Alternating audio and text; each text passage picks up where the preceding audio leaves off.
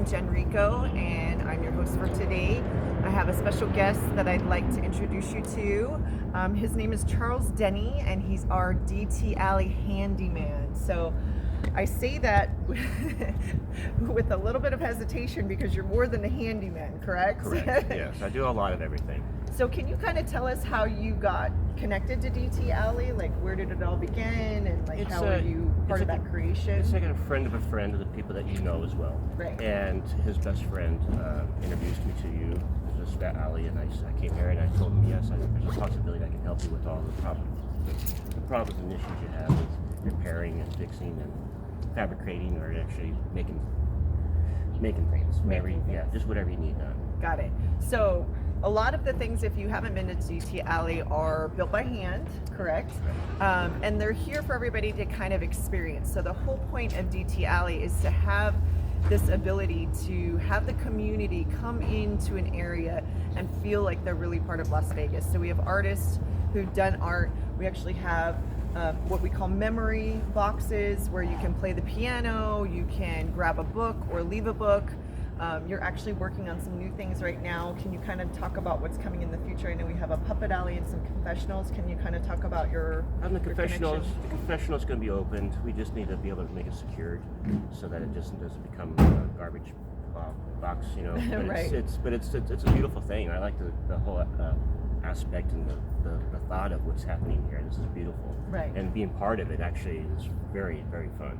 I mean, So what did you do with the puppet alley, though? I know that you were here the other day. What was your... What it is they need to make it so that they can keep the audience and have a different area between the audience and the people behind the curtains.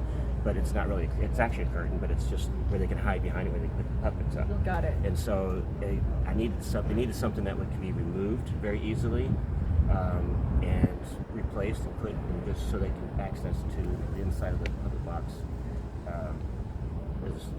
simply without having a lot of complicated things. Right. So it would be like a set you had to put together. Yeah, it was kind of, it took a little bit to think about it because there's so many different things you can do, but it's limited space. It's already been built. I have to figure out what to do with what you have, and then make what you have work.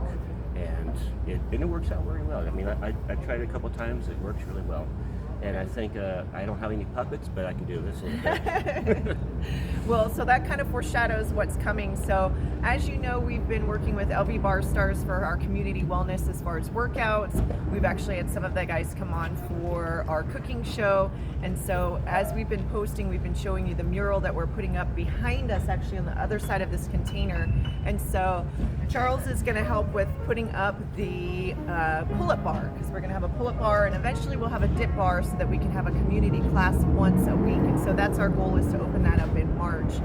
So our new kind of development is this puppet theater, where we'd like to see some of the kids from LVA come in and participate and do some puppet shows. We'd actually love for any of you who are in the community that are interested to contact DT Alley. If you're interested in putting on some kind of show as far as a puppet alley, we'd love to hear from you. The confessional is something new. It's a little more on the east side of the DT, which the T is representative for not just downtown, but the T in the shape of the alley. So on the east side of the alley, we've had it closed because of quarantine, but we're looking to add some doors, and that's where you and I kind of interacted. Yes. I had never actually met you, even though I'm a supervisor of the alley. Yes. So we got to officially meet this week, and we have some gates that are actually kind of preventing us from using that LV Bar Star wellness space in an open setting. And so you were looking for doors, I was right? looking for doors. And it sounded like they were getting pretty expensive. It's very expensive. It's, we're talking, without taxes and everything, it was $1,300 for these Right. doors, and they're small. It's Yeah. just, but they have to be fabricated, and it's an expensive process to do that. And when you showed me these, you need to take them down, I immediately lit up. You saw my eyes. Right. I was like, I have a place to put those, and we can use them. There's a lot of fabrication I have to do with them because they're disconnected, and one door is smaller than what I need, and I have to take off a piece, another piece. And so once I'm done with it, it will be a solid piece, where the door will be solid for each side. And it actually fits every single thing that we need. I needed something to have a screen in it to keep dust and everything, and also the security. And also it's exactly the same height and exactly the same length that I need and width. So that's what I call synchronicity. It would happen to be perfect timing because it's been a while since I've been given this project, and to donate, I've been going around asking for donations. I've been going to like junkyards and looking around and seeing if I can find anything, because there's sometimes you just see people just discard stuff, right? And it still has use, right? And so I thought, well, I could try that approach when I saw how expensive having one made would be, and so I thought, well, you know what, let's do it. Let's look around. And then when I talked to you and you came up with that, and you said, I just need this down, I immediately just took to it. I said, that's ours. That's it. Goes right over here. Well, no and waste. It kind of fits in, you know, if you think of like a theme of our alley of kind of trash to treasure. You know, somebody's trash sometimes is someone's treasure. So when you're coming down, or you're thinking of, you know, coming to kind of see the museum that we've created in this alley, you know, some people may see things and it doesn't look like something very magical to them, but another person might see something and see a work of art. Of course, yes. Yeah. So that was interesting for our connection. Like I said, I had been working in DT Alley as a supervisor, and these gates had been the death to me because I knew that it created this separation when what I was really wanting to create was a sense of community. So we had a light installed, and he's going to be able to take the gates down, which now we'll be starting to transfer that over, and we'll reuse those gates in the confessional on that east side of DT Alley. So if you haven't been out here, please feel free to come down and investigate and see all the new things that are going up. If you've already been down in our DT Alley, I encourage you to come weekly, because we always have new art, new magic box pieces that are coming in. We have new puppet theater, so new activities. We've been having paint and play. Another thing that we really kind of thrive on, or what's behind us, which are our flower beds or plant boxes, which you also have been connected to as well. Yes. So can you tell me your connection to these planter boxes, the headaches, the heartaches, the joys? Yeah, they were fabricated and put together in a way in which they were made so you can access the plants inside of it and pull out the boxes. And that creates a challenge for whoever did this, because you have one side that's just freely open, and this has to be a very secure box because you move them around and they're incredibly heavy. Right. You get a lot of soil, and once you get water in them, I know one of these boxes by itself is about 200 pounds. I mean, it really was heavy. Yeah. When I picked it up, I thought I was going to just I pulled it out and I was like, oh, this isn't so bad. I pulled it out, and next thing you know, it just goes to the ground with me, and I'm going, how am I gonna get this back inside the box? So I try to figure out a way to I'm gonna try to see if I can help you get lighter soil in here too as well. Great. But because you need soil that holds moisture. I also do gardening and do gardening soils. That's pretty much why I was even asked to come over here, is because I have intertwined with the gardening as well. And to see the boxes in the bad shape that they were in, they've been pushed around, and I noticed some of the people delivering, they use their vehicles to push the boxes out of the way. Yes, they've been hit a couple times and destroyed. The casters ground down to the ground, and so to fix them, I had to think about how to make them more industrial, because you need to have something. I know it's a very beautiful piece, but it also has to be very durable in this environment, because it does have to be moved around, and just for the maintenance of it as well. Right. And you know, when I saw the design of them, I figured we can do something better with them, but it still costs money. Right. You know, if it was $600 for a gate, this is at least $1,200 for this. You know, and that's metal. Right. But I think the wood is working. It's going to be okay, and they're easy to fix, but they do have their issues with falling apart. So I know that a lot of what we're talking about right now, I know when we were discussing my pull-up bar, you were discussing the weight of a person pulling down, and then the weight of how that multiplies, and that my container could collapse, which I had no idea would happen. Yes. So it's the same thing with these boxes too. When the weight increases, obviously, it intensifies the amount of pressure that's going on to the wheels. The casters and having the brakes on them and trying to push them, that kind of just grinds down the rubber, and so when you try to push it again, it starts to go bump, bump, bump, like a shopping cart that's been hit in the parking lot. It's the same exact thing. They get wear, but with that much weight on them, just the slightest bit of movement can actually just stop in those casters, or just grind the rubber right off. And you mentioned to me when we were talking about these types of issues when we're working in the alley, that those were kind of engineering things, or at least that's the way you were looking at it as far Yes, as... I was trying to figure out how to engineer them so that they're easy accessible for you guys, for pulling them out of the boxes, for changing soil and doing all the other maintenance you have to do to them, as well as make them so that they're lightweight, Right. so you can move them freely with just one person instead of having two people. Even though it's always best to have two people to always help move things, Right. having one individual doing it is even better. Efficient, yeah. Efficient. So it's just basically, I talked to Todd, I talked to a couple other people about it and see if we can't get something going, but it's the structure's working right now. Yeah. So until- if it ain't broke, don't fix don't it, fix right? it just yet. Yes, yeah. It's still a little. It's right there. Yeah. So I know with our conversation in the alley this week, what I thought was interesting about the engineering is that you don't necessarily have an engineering degree. No. But no. you have a very interesting, to me, childhood upbringing Yes. that kind of leads you into all the things that you're doing right now. Can you It's- kind of give us a bullet point, a list of kind of, I know you said that you started by working on cars, but how, Yeah. how did you grow up? How did that kind of turn into gardening and engineering? Yeah, it's kind of funny. As a kid growing up, I'll give you the 2-4 on the gardening. My dad would always have me go out and weed the yard. I mean, when we first moved in, it was brand new. It was just ground and there was nothing there. It was a brand new home. This is back in the 1969, 70s area. And so there's a lot of weeds that were coming up naturally from the desert. Right. And so when I pulled them up, my dad was putting them in a compost pile, which I never knew anything about. And when we started doing this, I started learning and just understanding that there's a cycle Right. that needs to be completed here. It's it's a carbon cycle is what you would call it.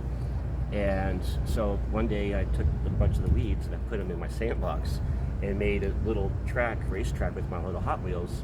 And my dad says, "Well, you seem to be very good. If you can make dead weeds grow again, you've got a knack." And I just immediately took to that. So then my first plant was a strawberry plant, and when I planted that, it started producing very well because I used the compost. And then I got so much excited with everybody liking the taste of the fruit that I wanted to do it more and more. And it was just so, and then I really got into liking a lot to do with gardening. And my stepfather, he was involved with the Mint 400 when this first came out, and he was a co-driver for a couple times for a couple companies here in town. And he decided that he wanted to build his own race car, and he pretty much would call it shade tree mechanics.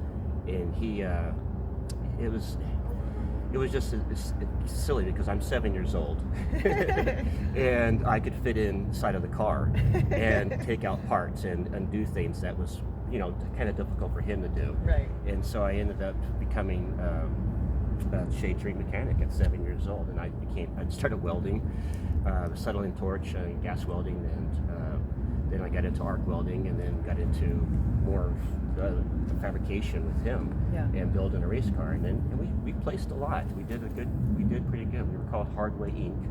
Yeah. And it was because I had to make a corporation for the money. Right. And it's expensive hobby too. Right. But also my mom, she wanted to have a hobby, so she started baking wedding cakes. And so she would take me in the afternoons, I would just clean up, go inside, and I would do all the piping and do all the flowers. I'd hand make all the icing flowers.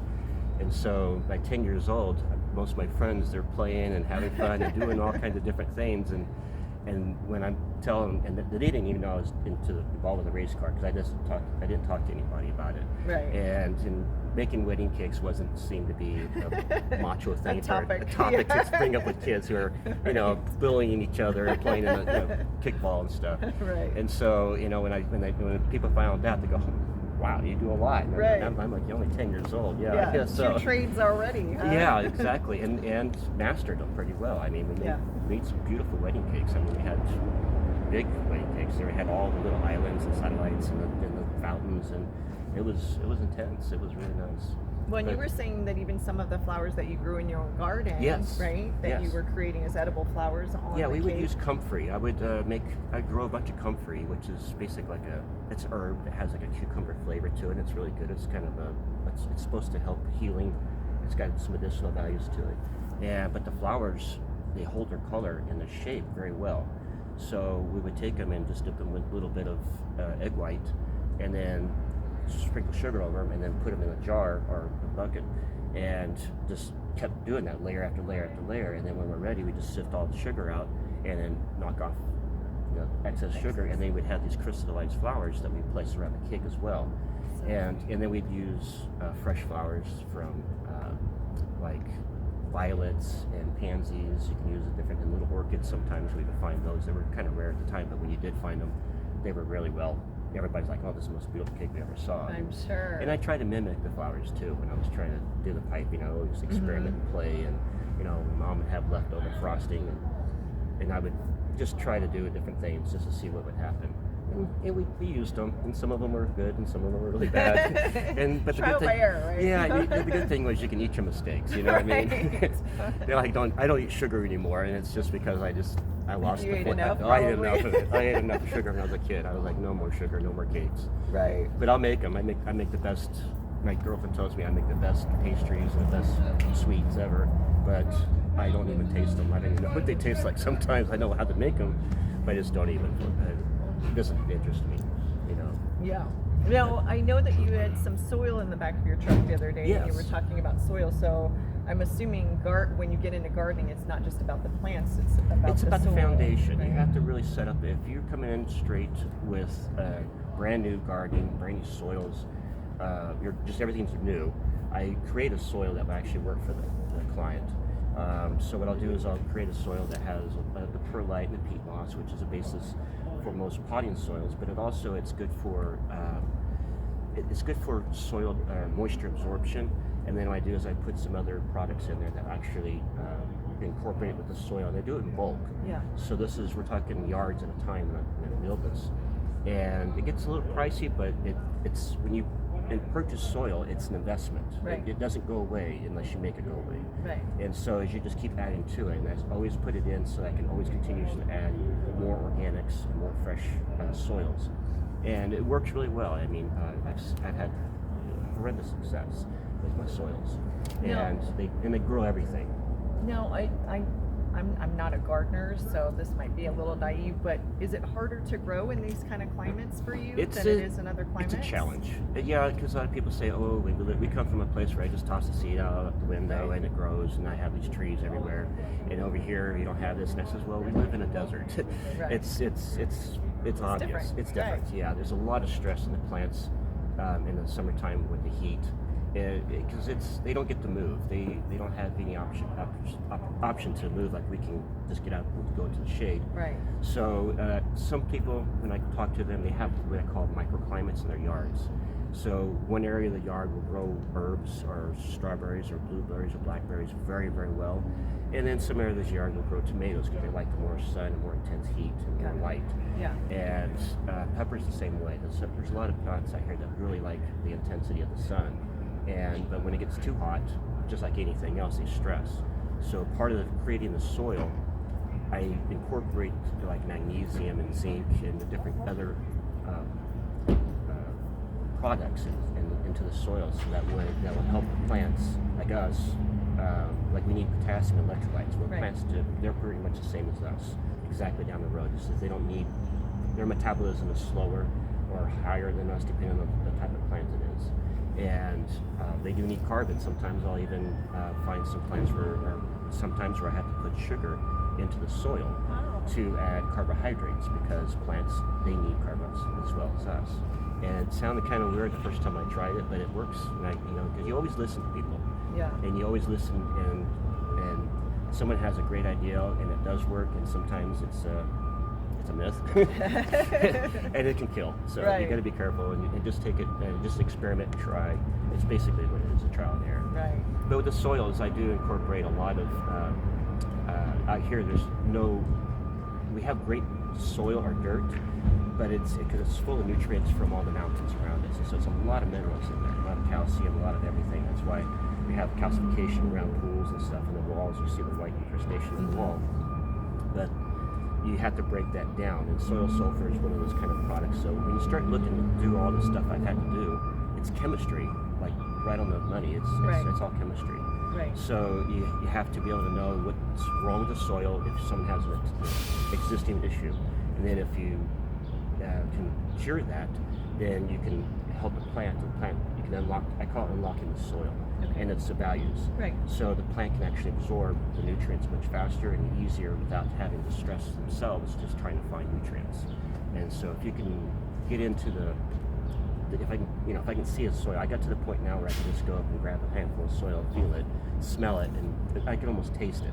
Wow. What it needs. It has a requirement, and I always tell people, okay, well, this will grow blueberries and blackberries because it feels like it can hold acidity better.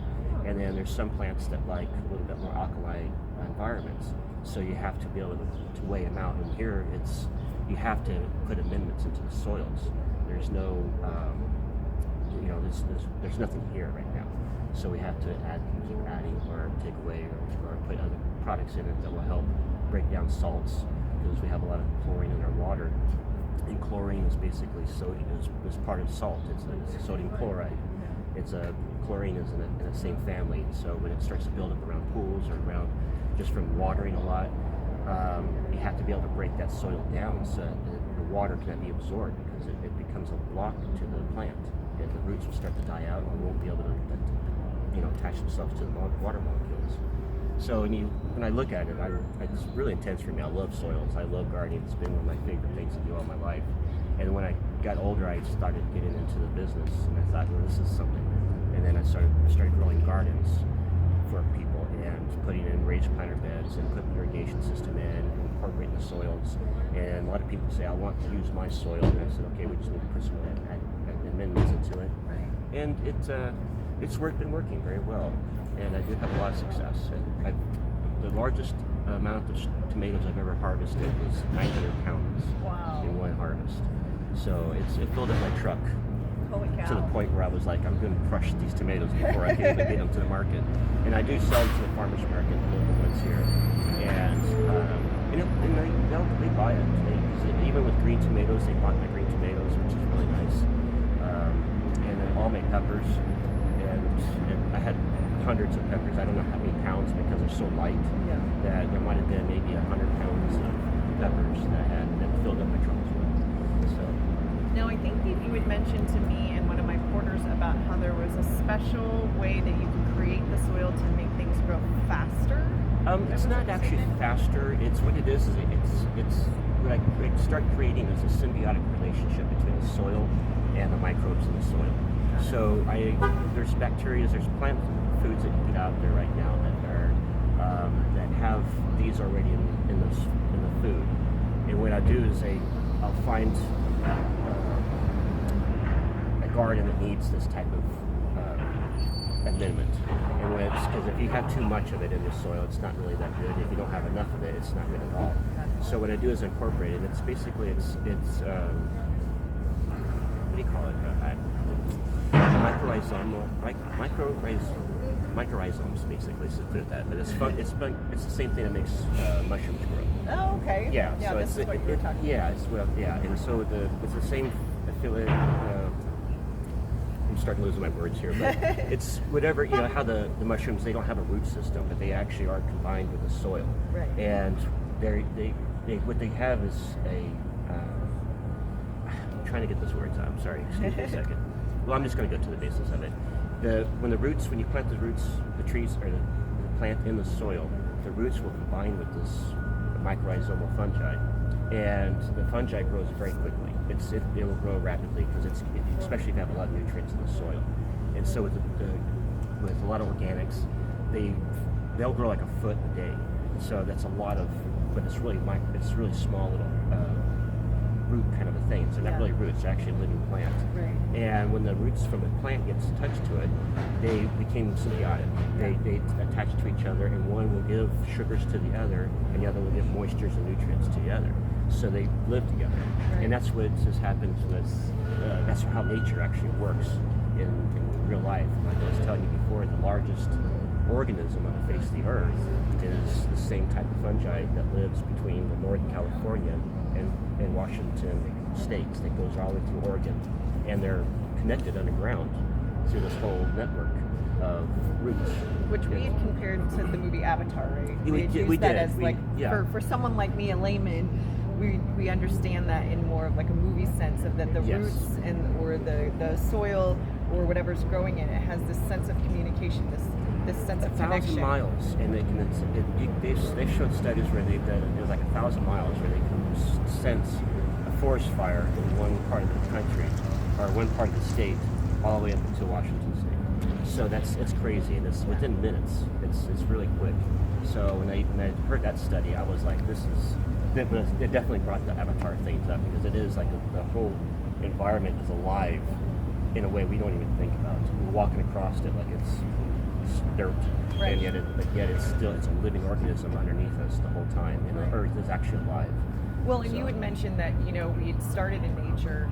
We kind of became more of city dwellers in these buildings with concrete, but now we're bringing nature back into our lives for health and wellness, which a big part of what we do at Caridad Gardens is we're gardening with these vets who have high levels of PTSD, mental health issues, to get their hands in the dirt, which to me I start to think about that communication that you said that you have with the fungi and the microorganisms. If we're getting into that soil, my thing is are we communicating with these plants? Are we communicating with the earth in a way that we got away from? I think we do have still a connection with the plants. We've disconnected from them. They're still connected to us. Right. So what I think what you're talking about is that yes, when you see somebody gardening or put their hands in the soil, you can tell that they're a very happy person, because because you're feeling the energy from the earth with your hands. You know that what you're doing is going to create some kind of a life that's either for food or for looks or just fun. But when I heard all that what you guys do here, I was amazed. I said, this is the best healing aid ever. This really does. It's a very cool healing aid. When I grew gardens for one of my clients, he had a whole bunch of children come over to help plant, because it's like a community friendship there, and they had all these children and they were wanting to grow vegetables, and it was very exciting for me to help them, because some of these kids never wanted to eat broccoli. They were or Brussels sprouts or carrots or anything. And then when I started growing the seeds for them, or they started growing themselves, and we started putting everything out, I would lay it out in the garden for them and tell them this is where this needs to go, just because of the structure of the garden. Right. And then when the kids planted the seeds, as they grew, they were so excited, and that energy from that is transferred to the plants. The plants even thrived even more. You can tell it's very obvious when you're watching what's going on. And when the broccoli, we had broccoli crowds like this, and when it came up, they were eating it raw. I mean, you could barely get a kid to eat it cooked, and now they're eating it right out of the ground. And I thought, this is just beautiful, because they're so excited. They're just out there going like this now. They're looking over the garden, and they're pulling carrots out. So they just knock off some of the dirt. You don't have to clean it, and because it's earth. It's what it is. It's where we come from. But it was fun to see the kids do that. I really enjoyed that. That's what when you're talking about some of the flowers and stuff. Just visually, it's appealing to the soul when you see a flower grow and it blooms, and even an environment is super harsh, or it doesn't seem to be where it needs to be or what it should be. When it does grow, it brings a smile to the heart in some way. I'm not sure how it does that, but it does for me. I know a lot of other people do the same thing. Well, and it's been interesting because we have, vets that we look after at a certain apartment complex, and some of them have a green thumb, so to speak, and some of them don't. And for some of them that haven't, we actually went to Lowe's and purchased some cactus. So we had some colorful cactus and just some prickly cactus. And it was interesting, their response to that was just as great as it would be for flowers. So I thought that was interesting too, that it doesn't necessarily have to always be a flower or a plant that you can eat or an herb. But sometimes it's just another living something to take care of, something to exactly. be around you, and something that you can be part of. And that's because a lot of people comment on it. I always comment. I say, what a beautiful plant you have in your house. Because a lot of people have house plants and stuff, and I always give tips on house plants too. Because one of the biggest no-nos is watering it from the faucet. You never water house plants from the faucet. You always get a reverse osmosis, or you want to use bottled water of some sort from the grocery store or from the vending machines out from the grocery stores. That water works perfect for plants indoors because it keeps them alive. Okay, so that's a good tip. It's a good tip. Yeah, that's a very good tip. And so whenever I talk to people, I always comment on the flowers. I say, this could be happening. They're beautiful. And people just love that. It's like, this is my baby, and this is this. And then they get really into the conversation of their houseplants more than the whole purpose of you going to the home for. Right. And it's really fun to see people's excitements when you see them being proud of their flowers and their growth and their habits and what they're doing. Speaking of the cactus, I do have some cactus at home I will give you, and I call them friendship cactus. Oh, great. Yes, and what it is they grow little puppies, I call them, and it's just one big cactus and it has all these little babies on it, and then you just pop up one of those and you just get to somebody. All you have to do is put it in the soil and it grows, and it's kind of prickly, but it's doable. I mean, you can pick it up. I wouldn't grab it, but you can hold it in your hand. And you just plant it, and it just grows, and it grows puppies, and then you just give those to somebody else. So you have some, and have some to give around. Oh, that's and then, great to share. And the first time I found them was we had a neighbor when I was a child growing up, and I always adored the cactus. So when they moved, I went over next door and said, while they're moving, I said, can I have some of the cactus? Because you can have the whole thing, because I don't know who's going to take care of them when we leave.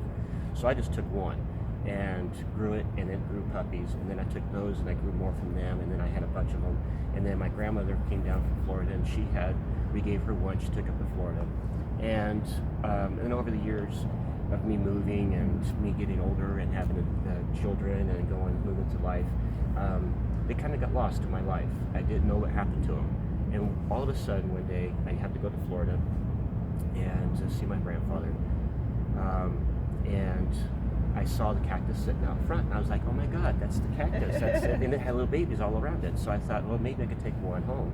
And so I brought one home. And to bring it home without it getting destroyed, I put it inside of my shoe. Okay, that sounds kind of silly, but I did. I put it inside my shoe so it wouldn't get crushed, because I had a lot of stuff in the suitcase. So I get home and forgot about it.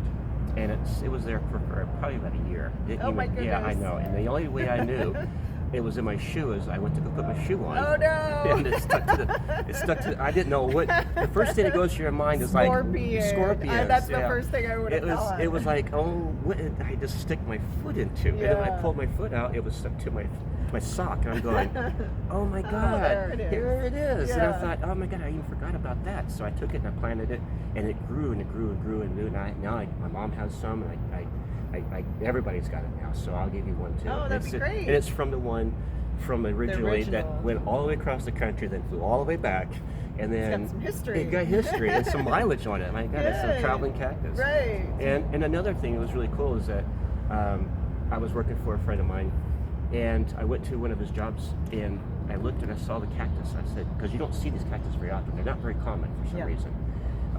Mainly because they do produce so much and not profitable or something. I'm not really sure. But I saw the cactus growing, and I said, hey, I got cactus just like that. He says, oh, this blonde kid gave this to me about 30 years ago. And I says, would he happen to have a business, called the Mo Biz? And he goes, yeah. And he says, that was me, buddy. And I says, so how cool is this? He goes, oh my God. And I said, yeah, I recognize your home. Yeah, it was. It was a full circle. When I saw his home, I was like, I recognize this place, at first, but I didn't really put it together because, I've been here all my life. And when I saw it, it was just, I was like, wow, it is friendship, and